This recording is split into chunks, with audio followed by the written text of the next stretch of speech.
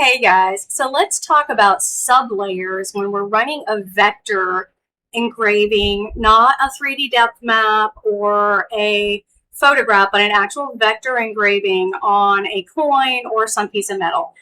Don't pick on my artwork. This is just traced. It's really bad, but I wanted to at least use this to kind of show you guys how to use these fill modes to do sublayers to get a really nice plain pass.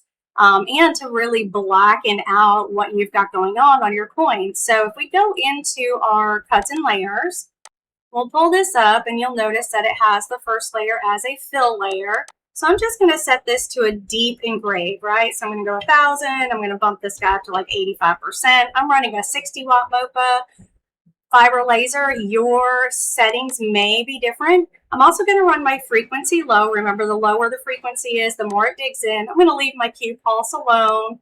Global passes is 1. I am going to set this guy up to about 3,000 DPI. Actually, let's do 2,000 DPI. All right, my scan angle is going to be 45. I'm going to cross hatch that so it kind of burns out both ways. Number of passes for this guy, let's say 10. I'm guesstimating. It may be more, but this should get a nice deep engrave on this. What's going to happen after that engraving, though, is it's going to be sooty and dirty and look pretty ugly. So I'm going to name this my deep engrave layer. Next, I'm going to go over here and I'm going to add a sublayer. This sublayer, I'm not actually going to use matte black because first off, I want to clean it out before I actually blacken the material. So I'm going to do this as a clean pass. I'm going to throw this way up for speed. I'm going to lower this because all I really want to do is kind of just disintegrate the dust and the dirt and the grime that's in there. So low power, higher frequency, Q pulse, I'm going to leave at 200. Global passes stays at 1 for right now. We'll talk about this in a later video.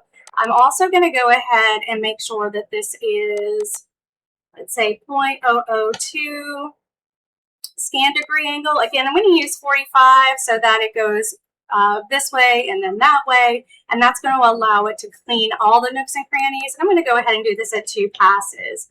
I'm going to take flood fill off for this one because really I'm just doing these shapes and they're all pretty close together. Flood fill is usually used when you have a lot of white space in your design. This one doesn't. I'm good to go. The next one I'm going to do is that matte black.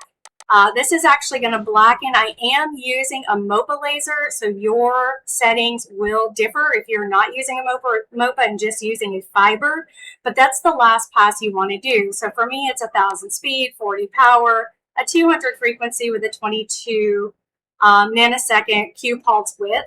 And for this one, I'm going to go ahead and do 2 passes. I'm going to leave this here because I know that's my matte black. My scan angle is going to go back to 45 degrees.